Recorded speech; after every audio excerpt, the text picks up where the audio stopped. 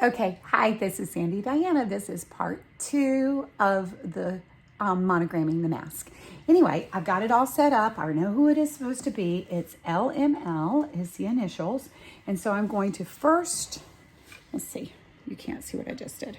I'm going to first choose LML and I'm going to come over here and I'm going to go to my stitch.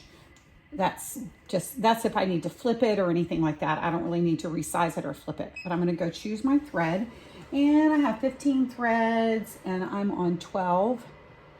So I'm going to choose 12. It's going to be purple. It kind of changes its colors. I don't know why it does that, but I set it and it keeps changing. Anyway, then I'm going to go to my needle position and then I'm going to go to my hoop. And whenever my fast frames are not, for whatever reason, they're not programmed in there. So I just go ahead and use the biggest hoop that I've got. That way I can position it, but I always still trace it.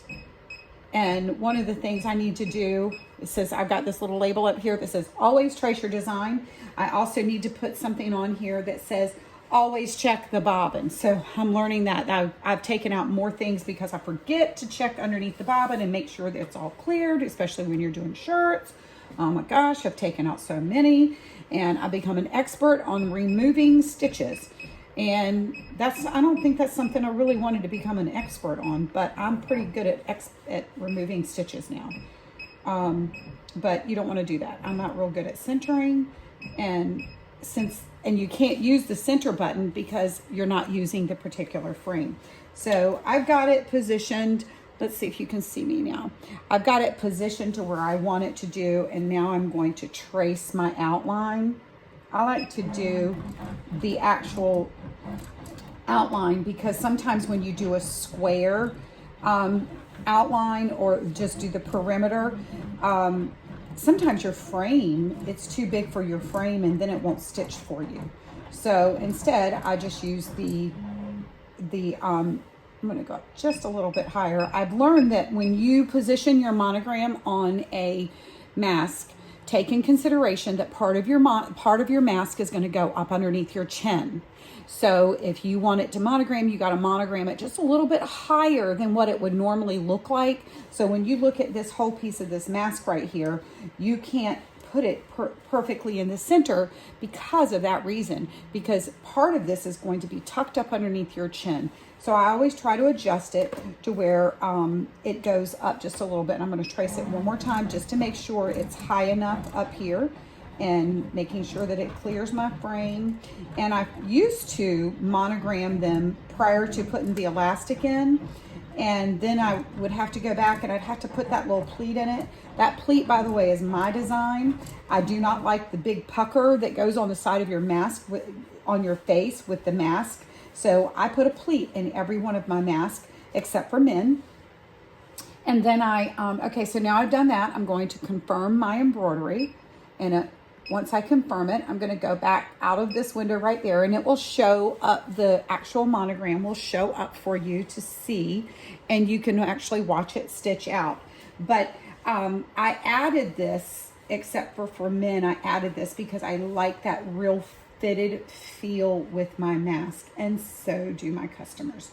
So that's why I took like several different patterns and I put them together and made the one that fits the best. And you know, that's what I think about sewing, is that you can just do it however you want to, that suits you.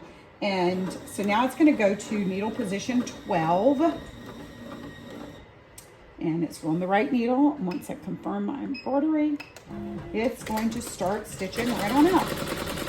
So let me get you up closer so you can see it stitching out. I find it absolutely fascinating to watch an embroidery stitch out. Anybody else just stand there and just watch to see a stitch out? And the funny thing is that one of the reasons why I bought this big machine is that my brother, I always had to babysit the machine because it would always get bird nest up underneath when it was stitching out. And I was always jamming and everything like that. And I'm like, you know what? I want a machine that don't have to babysit. And then the funny thing is I find myself just standing here staring and watching the stitch out. And It's cool. I enjoy it. Sometimes it's a good idea to watch it because especially if your item shifts, and I find that to be true with the embroidery grip. When I'm using the embroidery grip, it shifts a lot. And that's why I want to do a bunch of videos showing the using the embroidery grip, because I haven't quite learned how to keep it from slipping. And so if anybody out there that's watching my video, if you have experience with that embroidery grip, I would love to have you send me a message, add a comment down below and give me some advice on using it, because I am not very good at using it whatsoever. There are not enough videos out there that show what I do with it.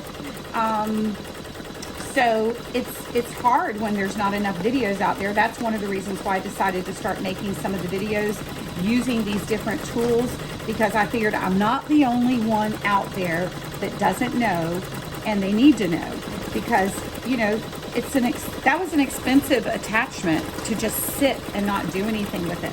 Let me show you what the embroidery grip. This is what the embroidery grip looks like.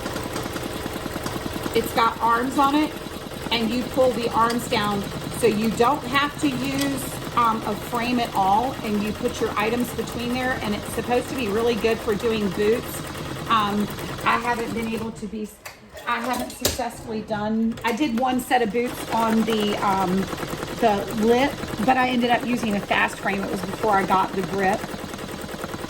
But anyway, I will probably fast forward this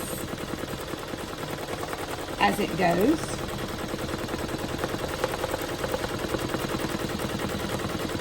And then we can come back to it. I used my video the other day that I tried to make, and it was funny because I tried to go around and show you my workroom and just tell you a little bit about my workroom. And I'm gonna just kind of like pan it, and I'm not gonna walk this time, I'm just gonna pan for it. Because yesterday after I looked at the video, you looked at in the video, mostly everybody looked at the ceiling. So here is, you know, I finished off this garage after we got it rebuilt after we got our garage rebuilt from the tornado. And these outside areas were put in there as hurricane braces, because we live in a hurricane zone, and they're hurricane braces.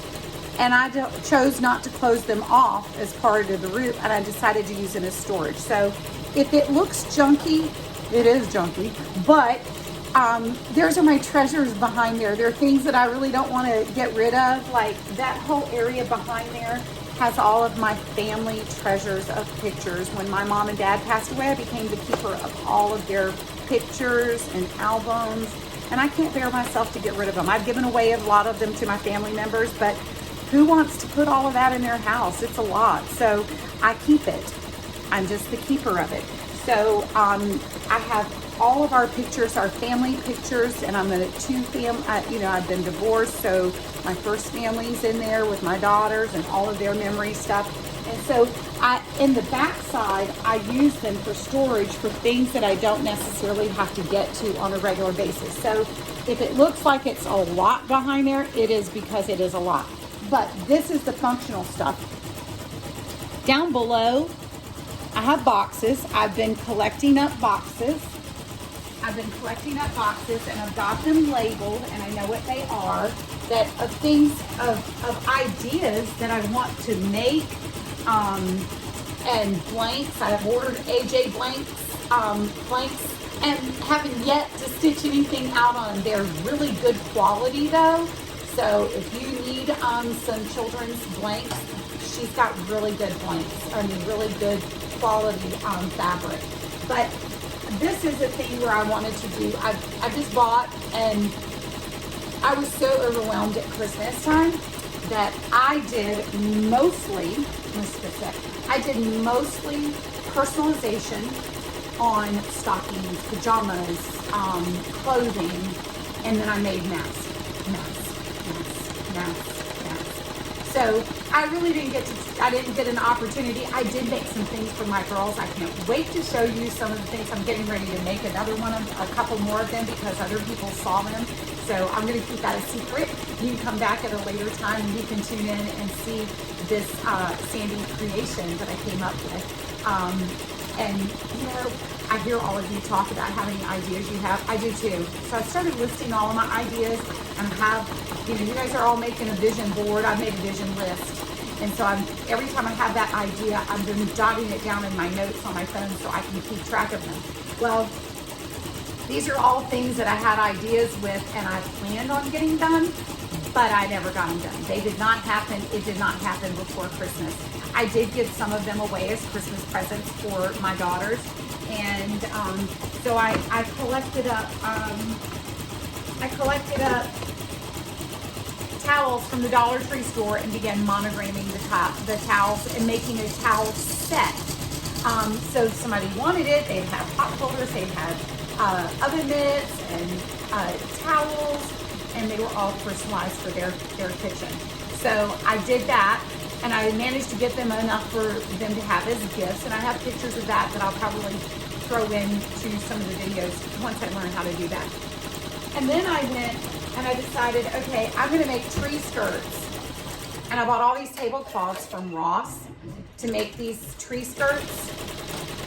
And remember I said I had all these ideas in no time? Well, that was just a vision. So I figured, you know what, I've got all year till the next Christmas, and I'm gonna make, because when I was looking for things to sell for Christmas, I saw blanks and I did order one tree skirt, but I didn't really find the quality that I really wanted unless I had to pay like $20 or $25 or more for a tree skirt. Then I'm going to monogram it, and I'm sitting there thinking, how am I going to make any money off of that? I will never make any money off of it. So what I did was I went and I bought these, and I need to go look at Ross's now and see if they're even on more sale than what they were before Christmas, if they have some left, because a tablecloth will make 2 tree skirts easily, a tablecloth. And they're beautiful, beautiful tablecloths. And so I bought them with the projected idea of making tree skirts out of them. Won't this make an amazing tree skirt? When you just see it, and it's got this silver stitching in it, and I'm like, oh my gosh, you can even stitch it with the silver. I do have silver. That is a really hard thing to work with on the embroidery machine, but hey, I'm willing to start trying to give it a go. But they're all cotton. They're all cotton tablecloths. And so, here's another one. I did stitch out, my sister got this one, and we took and put her monogram on the corners, all 4 corners of the tablecloth for her to actually use. But isn't this beautiful? Just in your mind, can you just see the tree skirt? And it would have enough scraps left over that I could tack off Christmas stockings, because I used to make Christmas stockings back in the day before I became a teacher. I made Christmas stockings, and so I know how to make Christmas stockings. They're really easy to do. So instead of trying to buy everything by blanks, this is down here at the box. My aunt has asked me to do memory quilts. My one aunt passed away in July from COVID. She's the baby of the family. And she has a memory quilt of all of her special t-shirts. So we're going to put that together for my aunt. And so I just have all of these ideas all the way down here. So this finished stitching out. I'll let you see what it looks like. It's all done. I do have one. Oh no, that's the pleat. So I'm going to take it off, and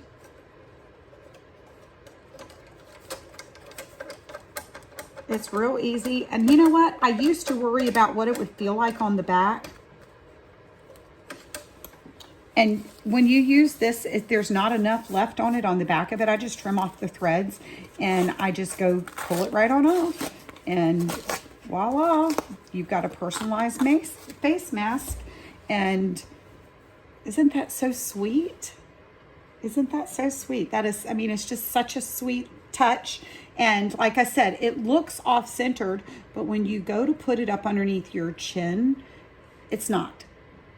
it works its way right on out because it's gonna be folded up underneath your chin right there, and so it's at a perfect location. So just remember that when you're making a monogrammed mask. And now I need to do another one, but I need to change the thread. So, and I'm going to show you this. I'm lazy. Sometimes I'm just lazy. Actually, I will just tell you what I tell my students. Work smart, not hard. So let me show you how to work smart, not hard. Some of you may already know this, some of you may not, but this is working smart, not hard. So I don't quite like this color thread with my next mask. And I know they're really close together. They almost look like the same, but oops, not that one. They almost look the same, but look, it's got a different look to it. It's got a different tone, and that one matches that paisley mask better. So here's my lazy, if you want to call it lazy. I call it work smart, not hard, way to change my thread on a 15 needle machine, because you know what? It's not as easy to change a thread on a 15 needle machine as it is the little brother. Man, those are easy to change threads on, but these are not. So what I do is I put this thread on the spool. I cut off a long enough tail on the other spool, and I do a slip knot like this and just tie it together, and then I trim off. Don't trim it too close to your knot because it might get stuck in when you're pulling it. So I go to needle 12 and I just start pulling. And then it will go, because I'm telling you what, when I thought, oh my gosh, I got to learn how to thread all of this all the way here. Ooh, I have done it because I have had one break all the way through. But look, here's your knot. Whoops, you can't see it anymore.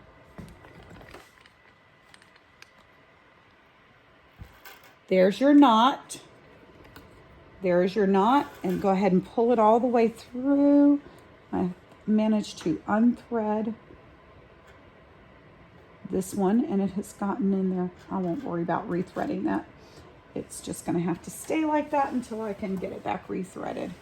But clip off the knot, and you go through most everything that you need to go through. So the only thing you have to do is to come back down here and put it around this one loop. That's probably the most challenging part. And while you've got it undone, when you use that sticky stabilizer, try to clean that, try to clean some of the gum off of your needle, because it does make it, it makes it sew out better. I hope my head is not in your way, because I can't do this without putting my head in front of you. Come on. There it goes. And just pull it right on through. And voila, your needle has been changed. And I'll just clip it off so I don't have that long tail sitting on there. But now I can go, and I don't have to change the monogram, because it's the same monogram on the next one. So that's another thing. You might want to line up the things that you have to do duplicates of, or more than one item of. Here, I'm just going to stick this like that so it's out of the way. This little spring thing right here makes it wonderful, because you just like get it out of the way for the moment. All right, so the needle has been threaded, it's been changed, and my other mask is this one. And so I'm going to do the mask on the same monogram on the paisley. Same monogram on the paisley. And let's see if you can still see that. Hopefully you can. And so I changed it on the same thread, so I don't have to change anything on here. The only thing I have to do is to come back over here, and I have to make sure that I'm reset with my needles. And I'm going to, like I said, I always trace again. I'm telling you what, that is the best advice ever, is to always trace. Don't assume you have it exactly right. One thing I have learned is you got to make sure that where it's over there, it doesn't get too close to it.